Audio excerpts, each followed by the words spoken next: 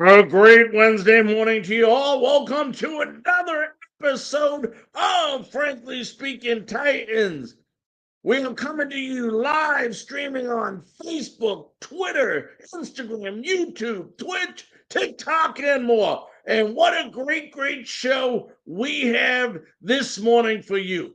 Guess what? 3 days, folks, 3 days away from preseason football. And I'll tell you what, we've got a lot of information to go over quickly with you as we got two terrific interviews later in the telecast. We have Johnny Meads. That's right. Johnny Meads, former Houston Oiler, is going to be on the show with us, followed by the great uh, Paul Kuharsky, who is going to talk about the Tennessee Titans and the terrific season that we are hoping for them to have this year. But I'll tell you what, folks, we started off with some news that happened Monday. A little shocking to some, but once you started thinking about it and understanding it more and more, what a great move by Coach Vrabel. Great move allowing Terrence Williams, that's right, the assistant head coach and the defensive line coach, to actually handle his duties coming up in this first preseason game. He will take on the role of the head coach and he will handle the press conferences, the interviews, everything that goes with the game. And then, of course, Coach Vrabel will take back control on Sunday. Now, don't get me wrong, Vrabel will still be at the game giving his input, but as far as running the team, it's going to be Coach Williams. And this gives a great opportunity for Coach Williams to get some exposure for a possible head coaching position later on, whether it's this year, next year, or the year after, by giving him or putting him in the spotlight, so to speak. This game is nationally televised. So that's a great opportunity to get his face all over TV and for people to recognize him and understand that he has, some of the characteristics, if not all, to be a future head coach. So, it's the first preseason game. What a great idea. What a time to do it. Early in the preseason, you're going to be playing a lot of all backup, so to speak. So I thought it was interesting. Once again, you fans can go ahead, leave messages below or comments in the comment section. Let us know what you think about this move to let Terrence Williams go ahead and act as the head coach for this one game. I think it's a good move. At first, I was very cautious, and it's not because I don't believe in Coach Williams or believe in his ability to be a head coach, because his resume speaks for itself. I mean, he definitely deserves an opportunity, but I'm the firm believer and the type that says the way you practice is the way you play, and you have to practice as if it's real if you want reality to come through in the regular season games. And I still believe that, but I don't think no harm is being done as far as hurting the team by Coach Rabel allowing Coach Williams to go ahead and, be the head honcho basically in this first preseason game. Now, it's going to be a fun preseason game. It's in Chicago, and we have quite a few matchups that can be very intriguing and that you should look out for this Saturday. First one is obvious. Malik Willis versus Will Levis. Okay. Right now it looks like Malik Willis is the number 2 quarterback on the latest depth chart, which came out, and Levis is number 3. Now, I honestly believe this team is going to go with 3 quarterbacks come the regular season. I can't see why they would take Will Levis as high as they did so they wouldn't have him on the team. Doesn't make sense. Malik Willis, at least in practice, is performing a lot better than he did last year. So we're going to see now. It's a game situation. Even though it's preseason, it's game situation. There's a lot you can learn from these games. You may have receivers who he's not going to throw to usually on a day in and day out basis, but at least you can go ahead and see how he handles different situations, how they handle pressure, and just the whole scopes of things. How's their footwork? How's their accuracy? So much to be able to watch. And I'll tell you what, we get to watch two great quarterbacks actually compete. Malik Willis and Will Levis. Malik Willis out of Liberty didn't have a great year last year. Actually had a terrible year. When they did give him an opportunity to play, he couldn't throw the ball further than my infant grandson. I mean, it was that bad, folks. I mean it. And now it looks like he's not that he wasn't taking things serious, but he took his off season serious and really came into camp ready to go, a different person, put on a little bit of weight, and has really, really shown a lot of improvement. We get an opportunity to see these improvements this weekend. Will Levis, everybody's talking about Will Levis. And I'll tell you what, I've said it and I'll continue to say it. Once Will Levis gets his opportunity, once he gets it, whether it's later this year, whether it's next year or the year after, Will Levis is going to be a top quarterback in the NFL. And, I like the idea of a quarterback sitting for a year. I wish Joey Burrows would have had the opportunity. I wish Trevor Lawrence would have had that opportunity. They didn't. And I think sometimes not being able to look from the outside in and watch the speed of the game and learn the speed of the game really cost both those quarterbacks their first year. Obviously, Burrows got hurt that first year, but Lawrence didn't have a great rookie year. Had a good year last year, but not his rookie year. Then you got to ask yourself a question. There's a lot of quarterbacks. Brett Favre, okay? Aaron Rodgers, Tom Brady, Pat Mahomes, just to name a few that sat on the bench before their opportunity came, whether it was because the person in front of them didn't play well or for an injury. And they did make the best, obviously, of their opportunity. And I believe when Will Levis' time comes, Will Levis will be a better quarterback, in my opinion, over Malik Willis and a lot of other quarterbacks in the NFL. So, folks, unbelievable. I think they'll probably split reps. I don't know who's going with the twos, who's going with the threes. We'll find that out when game time starts on Saturday. But it should be a fun time for all Tennessee fans to go ahead and watch this game and maybe learn a little bit about where both these young stars or potential stars are at their particular time. Then you got to look at the inside linebacker position. Go to defense a minute. The round three, I think it was round 3, 2021, Georgia, Monty Rice, who had 66 tackles last year, versus Jack Gibbons, the Minnesota undrafted free agent. They've been battling it out in camp so far, and I believe on the latest, don't quote me on this, I'm trying to go from memory, but I think the latest depth chart actually had Gibbons ahead of Monty Rice, which does not necessarily mean anything until we see. But both of these guys are going to need great preseasons in order for them to win that inside linebacker position. And it looks like Gibbons has the nod right now, but we have to go ahead and check this out once again through these preseason games. Moving kicker. How about Caleb Shadek versus rookie Trey Wolf? Shadek definitely has the advantage right now. I don't know how big it is. Both of these guys will get their opportunity to kick.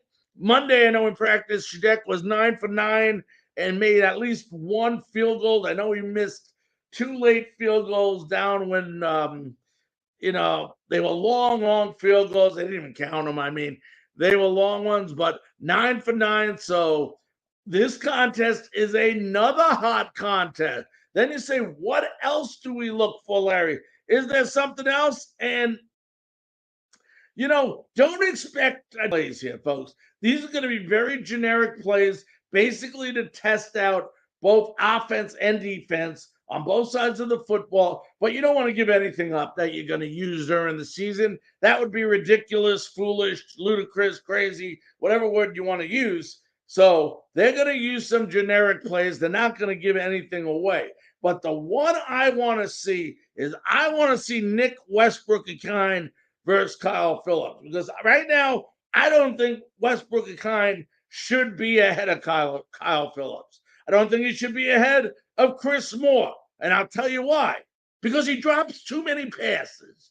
He drops way too many passes. And I'll tell you what, in a game time situation, it's going to cost this team some huge opportunities. And I think if he continues to drop passes, Kyle Phillips, who's having a terrific camp here, is going to move right ahead of him. If you see Akine dropping balls during these preseason games, I don't think it'll be long before Phillips jumps into his role on the depth chart. But like I said, this is preseason, folks. And, I'm not a huge fan of preseason. I never have been. I don't think there's 3 games. People are paying top dollar to go watch games where they're playing second and third string players, yet they get in charge of the same amount of money.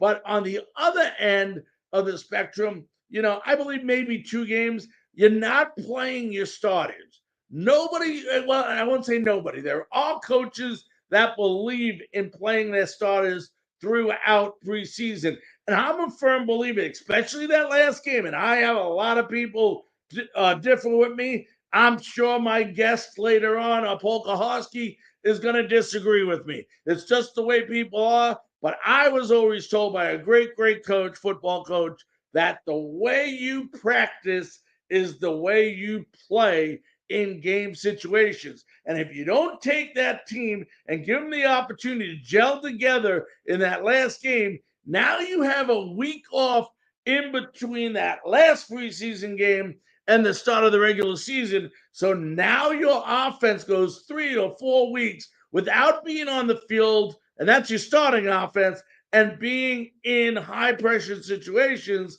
And I know we don't want to get anyone hurt. I understand that.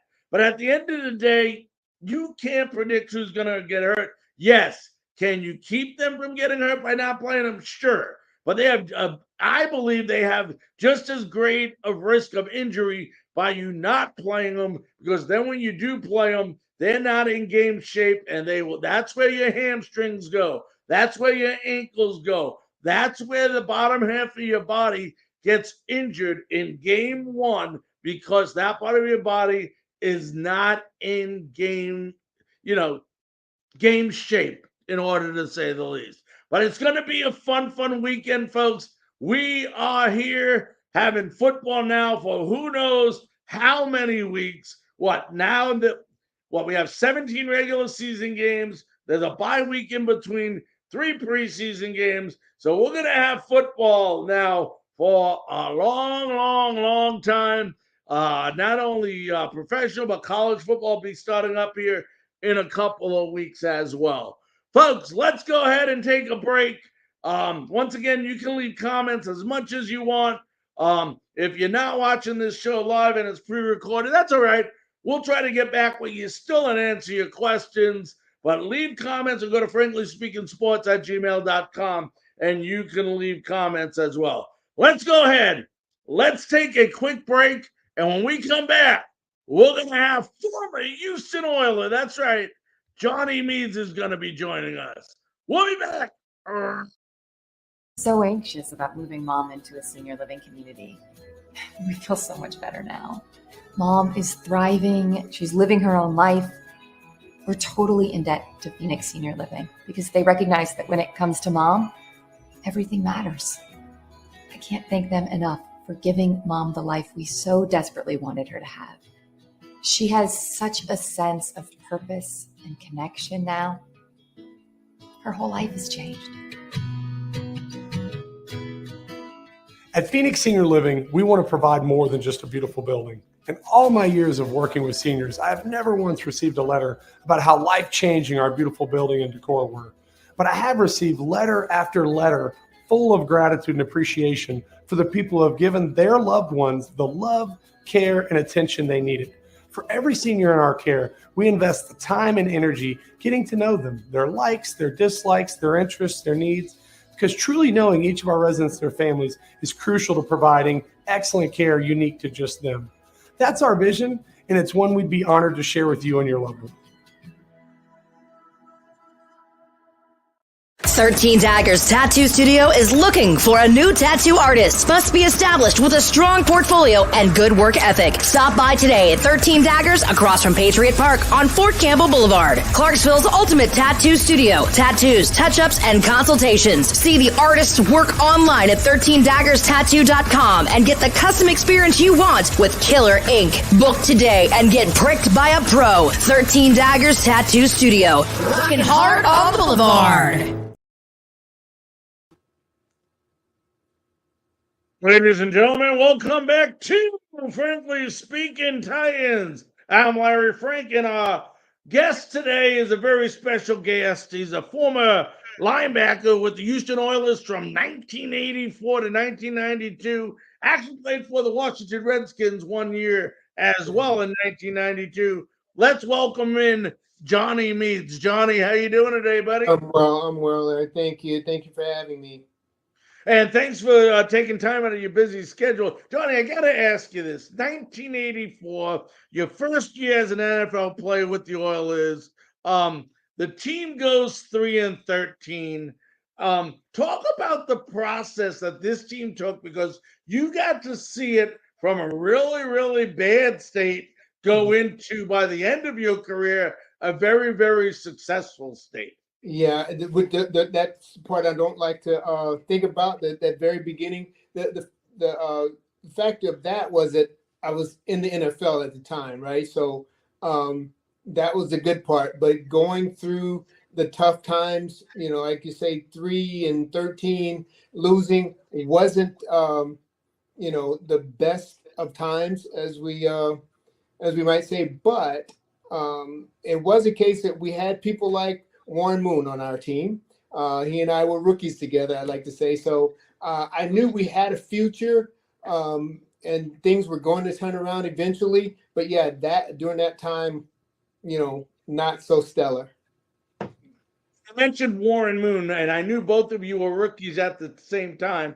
Talk about also Warren Moon, because you get to watch firsthand the progression of this young man turn into one of the best, arguably the best quarterback ever to play the game. Talk about Warren Moon and how much fun it was to watch him play, especially when you came off the field, from the defensive side. Yeah, to this day, obviously being retired as long as I have, when we talk about quarterbacks, there's not a person that walks into my presence that talks about quarterbacks and don't mention Warren Moon. With all the great ones that are out there. But yeah, he was a awesome one from the standpoint of having spent those times in Canada. We kind of knew about him. I looked at him, when he was at University of Washington and went to the Rose Bowl, and to come back and all of a sudden be on the same field with this guy. And not to mention the fact that, I knew, as I was saying, that eventually we would turn this thing around. We had some, in addition to Warren, we had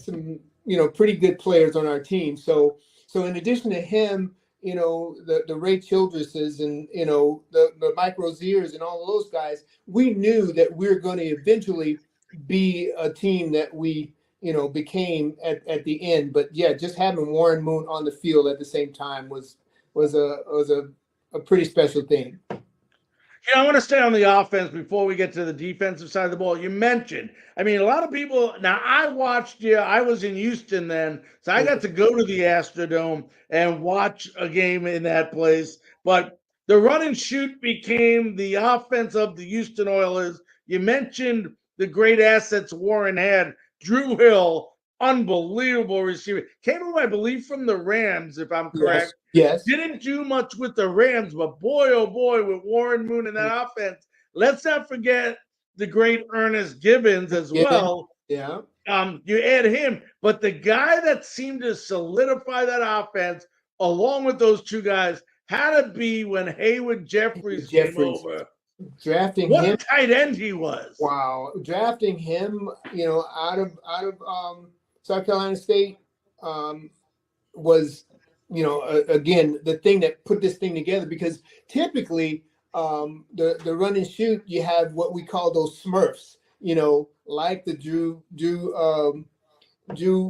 Hills and Ernest Givens, right? And we had a plethora of those as well. But then when Haywood came and was able to throw that ball over the top with his speed and his length, that made that run and shoot, all the more prolific. And then, you add that offensive line with what? Munchak and Matthews, two all pros. We're talking about the fact that I get to say that I played with probably more Hall of Famers than just about anybody, right? And not to mention that Bruce and Munch, I got to, when I scouted, got to be a coach after that. That's how good they were. Not only good players, but eventually transitioned into great coaches. And they had other offensive linemen that were more obscure, like Jay Pennison, who I like to mention because, he and I came from the same college. I mean, they had guys on that front line that made that run and shoot work. And it was interesting that, we had guys like Bruce and Muntz that came from, a Penn State and a USC. They were running smash mouth guys, right? And to now, play that type of football, you were able to tell then the type of players they were in terms of being able to transition and do whatever was asked of them. It was fun times. Yeah, talk about fun times. Then somebody in Houston realized, well, we need a defense to win championships. So they go out and talk about that defense with Childress and Fuller and what is it? Sean Jones. Sean Jones. Yeah. That's right. And Lamar Lathan, I think, was there as well. Yeah. Talk about that defense and how good it was. To be able to line up. Now, what you have to do is talk about the defense with talking about Jerry Glanville, who was the orchestrator of this defense, right? So he puts this defense together and puts those guys in place, like the Sean Joneses and the Ray Childresses. And all we had to do, somebody like myself, all we had to do is line up and play, because those guys were getting after the quarterback. We can stop the run. I was trying to come off the edge along with Robert Lyles. He was there. Bo Eason, who was drafted. I mean, Jeff Downson. The list goes on when I came there. And then we had such a revolving door of great athletes that, were, as I said, a little bit more obscure, but they were good players that came to that Houston. That's why we used to call it the House of Pain. Oh, yes, I remember, believe me. And, that Astrodome, you got to admit, during games, especially Monday night games, got real loud. Real loud. Yes, it was a fun place to go and play. And that's the time we came off of, we talked about earlier 3-13 season to times when we were on Monday Night Football, on Sunday Night Football, and we were able to get there and have those guys come in, those fans come in and be loud like they were. It was. You talk about Jerry Glanville, the orchestrator of that defense, but yet you really didn't start winning until Jack Pardee. Over. What was the difference between these two coaches, and what was it that put you over the top? One was Jerry was Jerry, and he was a what would he say? He was. I don't want to say a clown, but he was one that he wanted to stand out. Jack was obviously, he played in an era gone by, and he was more low key and tough minded. Even though he had that run and shoot at the University of Houston that came after the Jerry Glanville era. He was more calm and more subdued, and was able to, I think guys were able to understand and play under him a little bit more. Jerry was he was out there. He was a different character. He was Yeah, totally he was leaving tickets for Elvis, remember? yeah, and wearing Before all every black. game. Yeah, it's just crazy. Yeah. Yeah. Hey, let me ask you this. I believe you got to play with 1 year with the great linebacker Robert Brazil. Um, was that your first year? I played under him my first year and my second year. I learned so much from that man. One of the what I feel before the Lawrence Taylors and all of those guys that really got the name, Dr. Doom was the best there was at the time, and I give all credit to him as far as being. I wasn't near the player that he was, but just to emulate him and be there with him and be nurtured by him was such an awesome thing. What To were have some that. things that he taught you, Johnny, that stuck out? Dealing with the biggest thing. I'm a smaller guy, but dealing with offensive linemen, the bigger offensive linemen, trying to work hands and do all those kind of things. And he wasn't the fastest, although he had speed for a big guy. Told me how to use my speed and agility versus trying to go against a bigger offensive lineman, with a guy my size. Not only that, teaching you things off the field too, as far as how to carry yourself and different things like that. Again, that's why I feel like he's the Hall of Famer that he is. Did you ever feel extra pressure? Because basically he's retires. You're in the one of the linebackers. He was I believe a right Right, linebacker. right Don't sideline. quote me on that. But didn't you play left No, linebacker? it's an interesting thing. I took his spot. They That's what I released, thought. yes, they released him, and that's how great a person he was. He was teaching me the things that I needed to know to take his spot, and that's how we are in the league. That's how it works. If you're a great player or a player good enough to be on a team, you want the best player there. And at the time, Doc was getting up in years, and there was a transition that was going on with the Oilers at the time, and he knew his legacy. It wasn't a big deal that it was. There was a case where somebody like myself, a little kid out of Nickel State, coming there to take his spot. But that was the deal. We had so many. Greg Bingham was there. So many Yes. different people that was able to teach us. The things that we need taught as young players coming in that transition us to be to the team that we were. I have to ask you this. Did you ever feel extra pressure of succeeding because of the player like Robert Brazil that you were taking over I for? never did, to be honest with you. What you try to do is you try to stay within yourself as far as the things that you can do. Again, although he taught me a lot, and I tried to utilize a lot of the things that he taught me, but I have to be my own player. I knew what the skill set that I had versus, again, Robert, you're talking about a big old man. You're talking about somebody that's 250 some pounds that can run over, running backs and defensive offensive tackles like he did, and played a pass like he did. Yeah, it's just a case where I definitely didn't feel any extra pressure. I just wanted to live up to what my standards were as far as the things that I can do. I felt that I had a few things that I can bring to the table, along with the things that Robert taught me. Yeah, and you did, and I remember that. Let me ask you also, with this defense, and I think there's a lot of, we have a national crowd here that watches our show and listens to our show. You had to see this defense to understand, because this defense could not play the same style of defense in today's game, could they? No. The thing is, we were in a lot of areas we were fast. We were more of a fast paced, if you will, defense. We would come after you in a lot of different ways. You're talking about blitzing just about all the time, and utilizing what we call one coverage, cover one, where we man coverage with the free safety. it was not something that a lot of teams, and what we did, we played it all the time. It wasn't like it. The only times we would not play it when things were, in hand or something.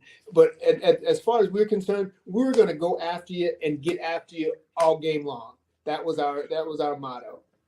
But Johnny, doesn't a lot of times, because one thing about that team, yes, they were fast, but sometimes we don't use the word they were smart enough, because speed can only take you so far, but intelligence does a lot more. I was always told from the defensive side of the ball. Would you agree with that?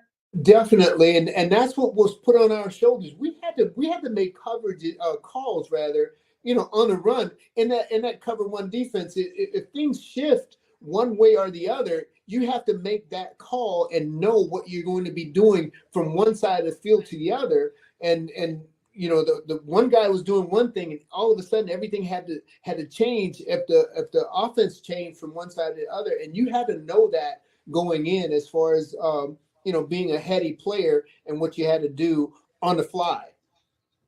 Couple more questions. We'll let you run, Johnny. Johnny, after you retired, it wasn't that long, maybe 5 years. Oilers get up, they move to Tennessee. What was your thoughts when you first heard about the team moving out of Houston? Just like everybody, it was kind of a sad day. I mean, spending almost 10 years there with the team, and knowing that they were feeling first that they were supposedly entrenched there, that they weren't going anywhere, weren't going to go anywhere, and then all of a sudden having to go ahead and move. Yeah, the biggest the word that I can use was empty. You kind of had if they're leaving, it left a void. It left a bit of emptiness there, with us there, still living in Houston. As far as that was concerned, it was a bit of a void for us having a team such as that. I mean, that town loved that team, So to have them leave was a huge void. Talk about how the Tennessee Titans this year and in previous years, they continue to recognize the Houston Oilers and the players that came before them. I know they do a couple of things where you guys get together every year to recognize you guys, but how about the unveiling of the Houston Oilers uniform twice this year? And I think one of the games, I think the former players have been invited to. Yes. And in the last 2 years, they started that where we come and be a part of that Titan organization, which we are. It's just transitioned from, because Bud Adams owned the team and now Amy owns the team, and they recognize where that team came from in terms of being a former Houston Oilers team. And it's such a great thing, and it's such a great blessing for us as former players to be able to come back and be able to be a part of that Titan organization, which, as you probably know, I was part of as a scout for a number of years. So to come back now as a former player, former Houston Oilers, is such a blessing.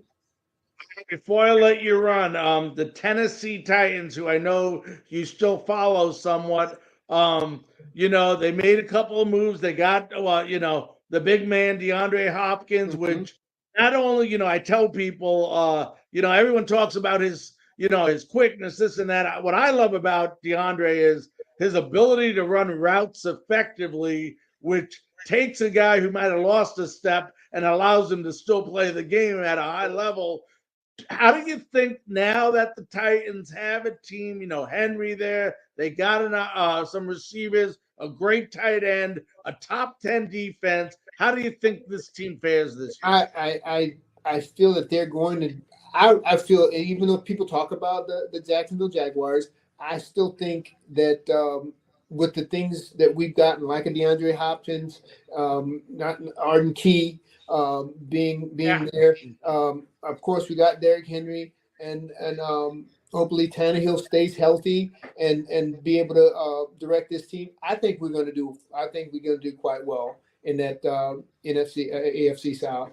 I really do.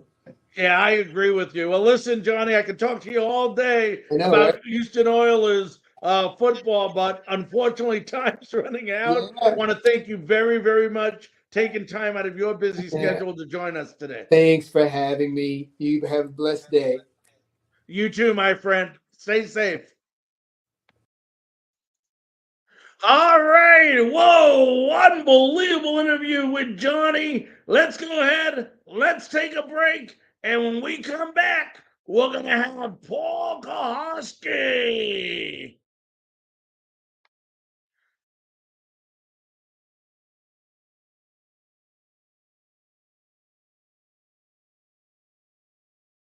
So anxious about moving Mom into a senior living community. We feel so much better now. Mom is thriving. She's living her own life. We're totally in debt to Phoenix Senior Living because they recognize that when it comes to Mom, everything matters. I can't thank them enough for giving Mom the life we so desperately wanted her to have. She has such a sense of purpose and connection now. Her whole life has changed. At Phoenix Senior Living, we want to provide more than just a beautiful building. In all my years of working with seniors, I have never once received a letter about how life-changing our beautiful building and decor were. But I have received letter after letter full of gratitude and appreciation for the people who have given their loved ones the love, care, and attention they needed. For every senior in our care, we invest the time and energy getting to know them, their likes, their dislikes, their interests, their needs, because truly knowing each of our residents and their families is crucial to providing excellent care unique to just them. That's our vision, and it's one we'd be honored to share with you and your loved one.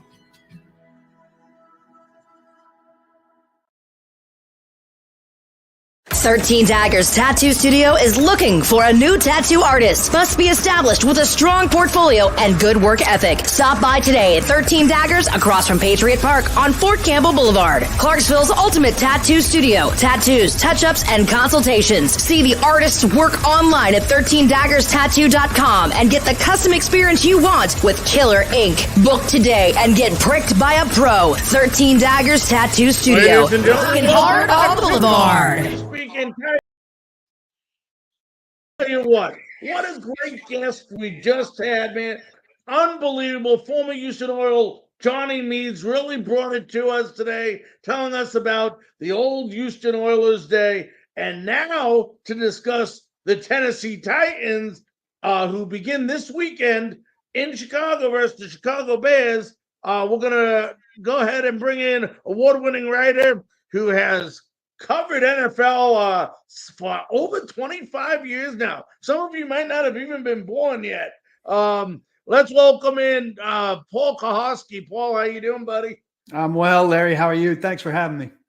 Paul, thanks for coming on. I know you've been busy with training camp. And that, the big story of the day, which I don't know if it's a big story, but I have to ask for you about it because it just happened. What do you make of the decision of Mike Vrabel deferring his duties to Terrell Williams this upcoming preseason game? Well, it's obviously a great gesture in terms of getting a minority candidate who he'd like to see get an opportunity at a head coaching job, a chance to manage a game and show that he can manage a game, which I have no doubt that he can do. I saw one national writer say, "Hey, why didn't everybody take this idea and run with it?" We know preseason games are meaningless in terms of results, and a lot of stuff is mapped out in terms of playing time and the like. So it's very much a CEO role on the sideline, and I have no doubt that Terrell Williams can handle that, and a lot of other guys on the Titans coaching staff and on staffs around the league could handle that. And it's good exposure for them. At the same time, it does feel a little odd to see a head coach just kind of handing off the reins of his responsibility that he's paid big dollars for. So it'll be interesting to see how it plays out. But again, the result not important. The Titans need to see snaps from Malik Willis and Will Levis, and I'm sure we'll see that. They don't play their starters very much or very often in the preseason. I'm sure a lot of guys will be in ball caps and sweatshirts on the sideline or T-shirts on the sideline. And it'll be interesting to hear from Coach Williams about. We'll talk to him on Thursday about his thinking going in, and the people who make the trip to Chicago will talk to him post game to see how he feels it goes. And you raise a good point there. There's only 3 preseason games, and the question always comes up, and you've been doing this for a long time, so you're a great person to ask this question. Is you hear especially that last game, because you have the last preseason game, then you have a week off until the actual regular season starts. 2 weeks. Right, 2 weeks basically. So if your players aren't playing much in that third game, I mean, it raises the question, how much you don't want anyone to get hurt. I understand that. But at the same time, you have to get people football ready for the opening game. So how much, in your opinion, should they play that last game? Because there's so many times that I've seen, and you can, I'm sure, attest to this, is they're not ready to go when the season starts. They look terrible. Or B, there's a lot more injuries because the players have not played in 2 or 3 weeks. Well, the Rams don't play anybody in the preseason. They won a Super Bowl with that approach. Fewer and fewer teams are more and more teams are going by that and playing fewer and fewer frontline players in the preseason. And in the COVID season, where we didn't see any preseason games, we thought that the quality of football would be very poor out of the gate. And frankly, it wasn't. And the Players Association came back that year and encouraged players to stay away from OTAs in the offseason to try to gain some leverage on that front, because they hadn't really had OTAs the year before because of the COVID restrictions. And it didn't really hurt the quality of football. So I used to be a proponent that some level of preseason participation meant something to preparations. But I now see and understand the coaches who are extremely cautious in terms of just wanting to get to opening day with their people healthy, and that being the number one goal. And I think that stinks that anybody's paying any money to see preseason games, and look, they could take a season ticket package and spread the cost around and say, well, these preseason tickets are really cheap, and those games against the good opponents are the ones that are expensive. But fact is, you're paying a lump sum, and so they all cost the same, no matter what numbers they put on the specific tickets. So it's the biggest ripoff in sports, a preseason game costing money. I agree 100%. Well, it is the first preseason game, Paul. What excites you most about this first preseason game coming up for the Titans? Well, you want to see these quarterbacks, and it doesn't matter who they're throwing to, who's blocking for them. You got to look at them precisely, what they're doing, how they're reading things, what kind of throws they're making. I know Chicago is playing Justin Fields, which means if you're playing Justin Fields, you're playing his offensive line and his weapons for the most part. For the Titans' sake, I hope that translates defensively, and that they would be playing their first team on defense at least for a little while, and that we'll get to see one of the Titans' young quarterbacks play against that top line defense for at least a series. But the longer, the better. So the quarterbacks are a very interesting story. Titans' offensive line, I don't know if Vrabel and Terrell Williams will choose to play them or for how long. But big question marks there, particularly at right tackle, where Nicholas Petit-Frere is suspended for the first 6 games. And so Chris Hubbard's at the head of the line there. Would like to see how he looks. But that whole line is reconstructed. Only one starter back, and Aaron Brewer's moving from left guard to center. So they've got a lot of gelling to do still, and it'd be good to see them tested. But the Titans come off the Bears week and later that week have 2 joint practices in Minnesota before they play the Vikings, and they may just wait until that. Hey, you talk about these quarterbacks. Will, in your opinion, they carry 3 quarterbacks? Yeah, I think it looks very likely now that they will, because Malik Willis has looked better in practice. We haven't you need to see that translate to games, but I think he's shown enough in practice that it's hard to imagine they'd have 53 other guys that qualify as better. And Will Levis hasn't separated himself from Will Levis in a competition to be number 2 right now, should something happen to Ryan Tannehill. So you can't just go into it projecting Willis out to be, the future starter when he's not, even past last year's bad backup who's improving. So right now, the two of them, Malik Willis is still with the 2s the vast majority of the time at practice. Levis with the 3s. They need to get this game time. I wouldn't be surprised if we don't see Tannehill at all in these 3 games, and the Titans have some sorting out to do. But in the spring, I wasn't sure that Malik Willis would make the team. I feel now that's a virtual certainty he will. We talked briefly about the offensive line, and it looks to me, Paul, and I reported this on some of my shows, and tell me if I'm wrong, but it looks like the Titans are going after more of with the offensive line, I'm speaking, with a pass blocking scheme more than a rush blocking scheme. Seems like all these guys that they're putting in place have higher grades on the passing grades than they do the rushing grades. Now, I wouldn't say scheme, but certainly talent-wise. I mean, Andre Dillard, who's the left tackle at this time, didn't grow up as a run blocker at Washington State. They were strictly passing in the air raid. And then he didn't play very much in Philadelphia, but he's a much better pass protector than he is a run blocker when he got to Nashville.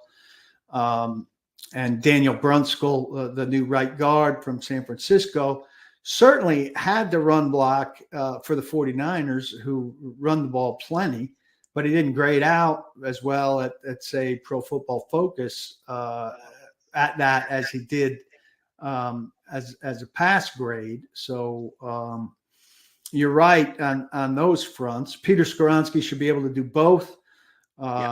The number 11 pick in the draft, who's at left guard right now. Aaron Brewer moving to center should be more comfortable doing both. But it does lean a little bit towards pass protection, the strengths of the 2 of the newcomers, the 2 veteran newcomers. So I think certainly they're working hard with those guys to make them better run blockers. It's still going to be a very Derrick Henry centered offense. So I think they'll use him in some new and different ways. And certainly the pass game is going to be more sophisticated than it was the last couple of years under Todd Downing, who failed as offensive coordinator. And there's no doubt about that. But, when you look back, what was it, 2 years ago, when we had A.J. Brown, we had that number 1 receiver like we now do with DeAndre Hopkins. Wasn't it Henry had over 2,000 yards, I believe, rushing that year. And, A.J. Brown had a good year. So those people that think that, okay, DeAndre Hopkins, who had so much value besides a receiver on this team, there's no telling what type of year Derrick Henry could put together if he stays healthy. Well, yeah, it was when they had A.J. Brown and Corey Davis, who was productive at the same time. And so if they can stay healthy and if DeAndre Hopkins can be what you'd expect, and if Treylon Burks can make the kind of jump it sounds like he can make based on how confidently he's talking, based on his slimmer build, based on his having figured out how to deal with his asthma, based on a play caller that figures to be closer, that you would hope is closer to Arthur Smith than to Todd Downing. I think Derrick Henry, though, in the 2,000-yard season had some awfully big home runs. And last year we saw him getting caught from behind more frequently and with fewer home runs. And that's where he is right now, 29, getting into that 30 area. I know he didn't have a lot of tread on his tires from the first couple of years, but he's had an awful lot of carries and touches. And we see what the running back market is like for some of his colleagues. He's in the last year of his contract. Titans are in an advantageous position with him in that regard. I think he still could be a productive back, but I think, more in the 1,500 yard range like he was last year.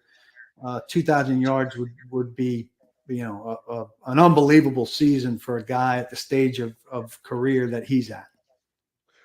I'll talk about DeAndre Hopkins. I mean, everybody knows what he brings as a receiver. I mean, that goes without saying. I mean, not only he might have lost his step and speed, but he's still terrific off the line. He's also very versatile, and as they've seen just in camp, but he's also a great route runner. But besides those characteristics, and as a receiver, he brings a lot more to this team than just a good wide receiver.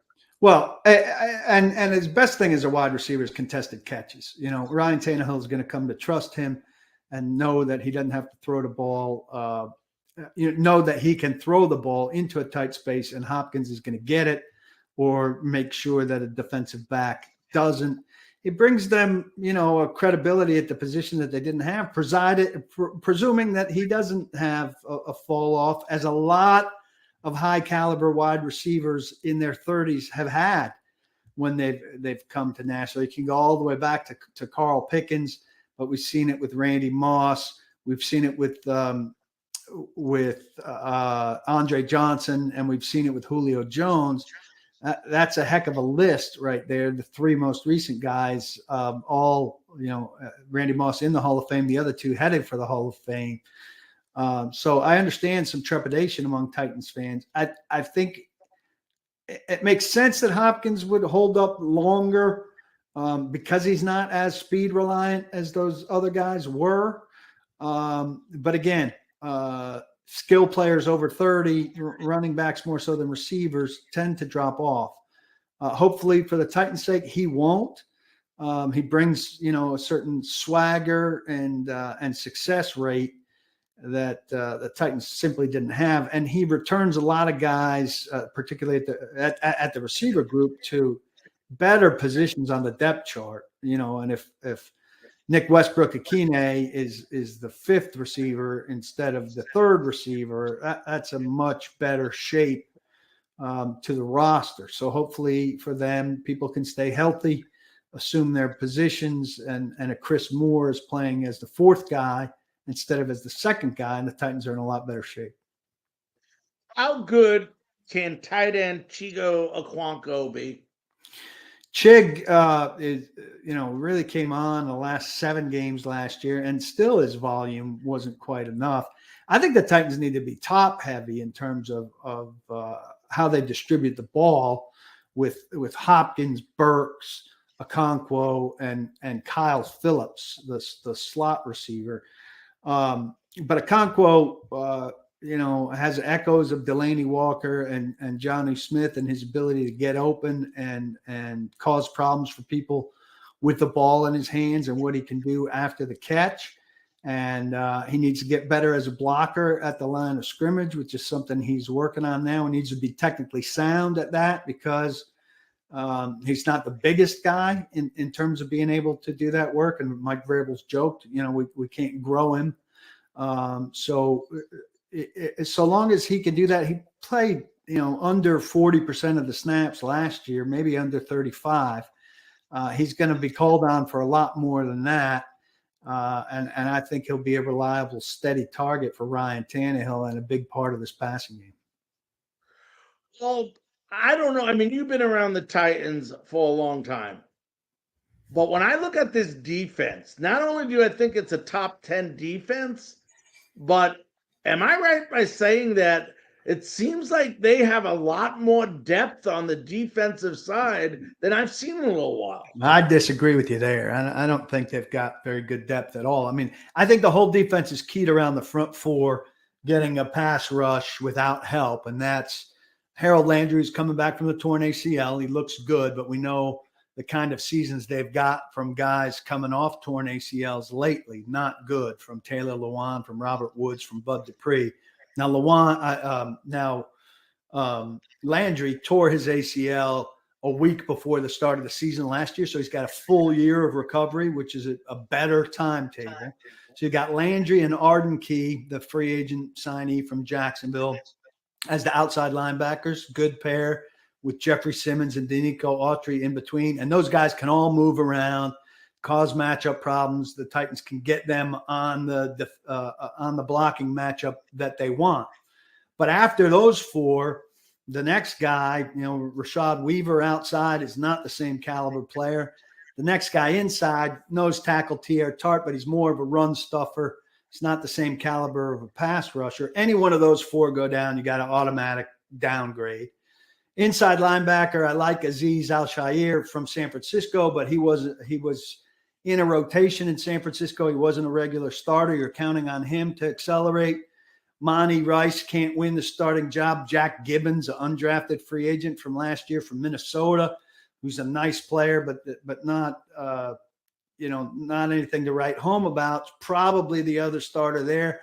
All the other guys that could fill in there, they've got a lot of names, Chance Campbell and Griffin, but none of them, Neiman, none of them jump off the paper. The corners, you're one guy going down away from looking maybe to Caleb Farley, who's still on PUP, a busted first-round draft pick, coming off his third back surgeries, blown out his knee a couple times, hasn't proven he could play in the league. So I think the depth is not great. I do think if the front four is playing well and rushing the passer on its own, that can cover for a lot. You play a lot of defensive backs. You can cover with numbers. And if a guy goes down, they've shown that they could plug in guys like Trey Avery or Chris Jackson and have success, even though those guys might have some limitations. But I wouldn't call them deep on defense. How does Murphy Bunting fit into this defense? Yeah, I think a starting outside cornerback opposite Christian Fulton, period. And then Roger McCreary, who one of the top snap guys in the league last year as a rookie, is inside. And then you can come in the dime with Elijah Molden, who now is kind of a swing nickel dime safety player who doesn't have the greatest speed. But Bunting is a starting outside cornerback right from the jump. I think a good player, steady player, good voice in the locker room. And I think this team is built a little bit like the Bucs, who won the Super Bowl a couple of years ago with Murphy Bunting on it, where a younger secondary without necessarily dominant players can win as long as that front four is rushing. And we know what they did in that Super Bowl, where they rushed the passer fantastically well, and didn't really have to worry that much about the coverage because the quarterback was in trouble the whole game. This question, I'll let you run, Paul. It's a two-part question. Number one, is Jacksonville overrated? And two, can the Titans prevail and win the AFC South? I think Jacksonville might be a little bit overrated, in part because the Titans are underrated. I mean, there are people out there predicting the Titans, win 3 or 4 games and maybe are picking top 5 in the draft. I think that's drastic. I think people, maybe a lot of those picks were made before DeAndre Hopkins. I think people are not factoring in Mike Vrabel enough, who won Coach of the Year a couple years ago. Tannehill got hurt last year, and they're making it like, an ankle injury that required surgery ended his career, not his season. He could still play effective quarterback. I think this roster, while not deep, is better than people are giving them credit for. The offensive line could be a problem, but quarterbacks and teams work around that. all around the league. And I think it'll probably be like last year, and the Jags and the Titans will wind up slugging it out. I certainly would take the Jaguars quarterback, but there are other spots where I would prefer the Titans.